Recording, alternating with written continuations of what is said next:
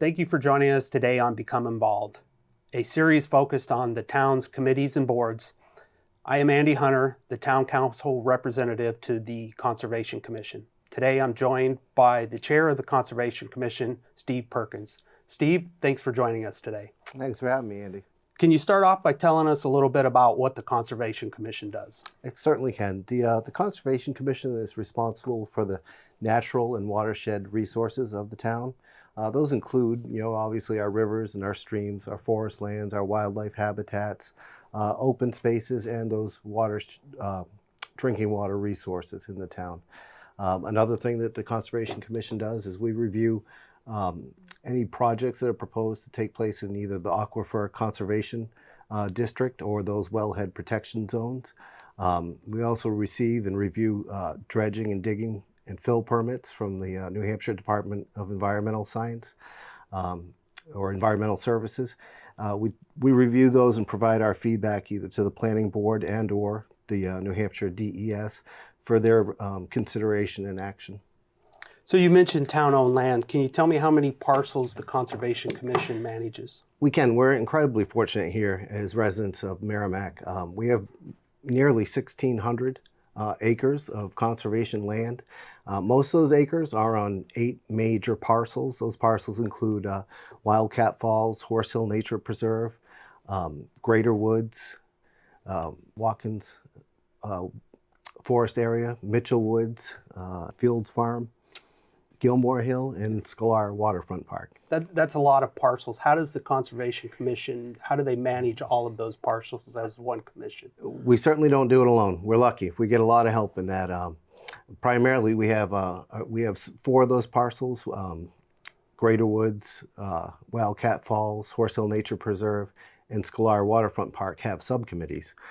These subcommittees are incredibly tireless, incredibly generous with their time. They do all the heavy lifting. They are really the boots on the ground. They act as the stewards of those properties. They give us feedback. They meet regularly. They collect feedback and give it to the Conservation Commission. If they need something, they ask us for it, or they just give us ideas how to make those properties more user-friendly for the groups of people that use them. I also would want to mention we have an extensive network of organizations or groups that do a lot of work on these properties. Those include the New England Mountain Bike Association, Fish and Game. The litter crew helps us whenever we need a cleanup. They do a lot of that. Boy Scouts and Girl Scouts of America. If you've been on any of our parcels, you've seen their work out there. They've done some great things, from the observation decks to the selfie stands. The outdoor classroom at Greater Woods is simply phenomenal. They've done some great work. Moosewood Ecological, the National Resource and Planning Council, and also the Salhegan River Local Advisory Committee, just to name a few, and I'm sure I forgot somebody. But yeah, a lot of helping hands. Yeah, we're incredibly grateful for all the work they do out on these properties. So if residents want to get involved with one of these subcommittees or want to know more about the Conservation Commission, where can they go to find out more? The best place to start, obviously, the town, we have Merrimack Conservation Commission has a link on the town website, but we also have www.merrimackoutdoors.org, and that's probably the best place to start. It certainly has our schedules, our upcoming events. There are links, a lot of links on there, different trail maps and so forth. So anyone that wants to get on there and just check out what's happening and how to be involved, that's probably the best place to start. So if a citizen does want to become involved, are there certain requirements or skills that they have to have in order to assist with one of the subcommittees or the Conservation Commission? That's a good question, and the best part about that is absolutely not. We have a full commission now, yourself, and 9 other members, 6 full-time members, and 3 alternates. We come from a variety of backgrounds, have a variety of different interests and expertise, and skilled in different things. Really, the only common denominator, the only thing we all have in common is we just wanted to give something back and be involved in the community that we live in. We do meet regularly. Our terms generally end in June. And we're staggered a little bit. So some of our, some members, we're fortunate that we have a lot of members that are on multiple terms. They've really been on the Conservation Commission for a long time. But when terms open up, the process is simple, where anyone interested could, in joining a subcommittee or the Conservation Commission, just submits their letter of interest and, meets with us and ultimately is approved or appointed by the town council. Yeah. So besides managing the town's conservation land, are there other things the Conservation Commission does for the town of Merrimack? We have our hands in a few other things. I think what most of the commission members find most rewarding is that outreach portion.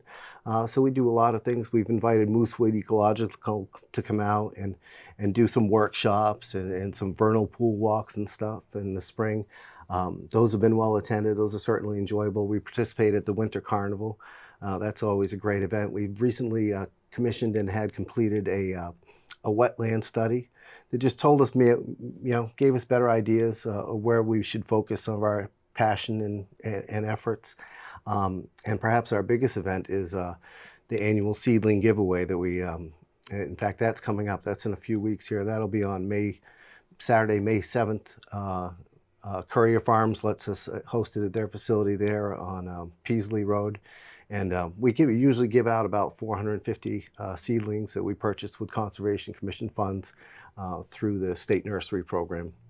So you mentioned the Conservation Commission is currently full. If there's other areas that folks would like to volunteer, what are some of the other ways they can volunteer for the Conservation Commission? Certainly, with any of the subcommittees. And I should mention too, I'm glad you bring that up, the subcommittees all also post their schedules. Their upcoming events are on the website. But they do a lot of things, and they're always looking for some, for additional hands, whether it be cleanup days or trail maintenance.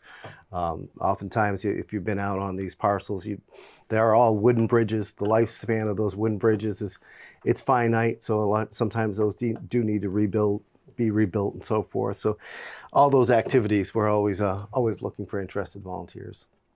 Thank you for joining us today, Steve. And thank you for joining us on Become Involved. If you'd like to learn more, remember to visit the town's website at merrimacknh.gov. And remember, become involved.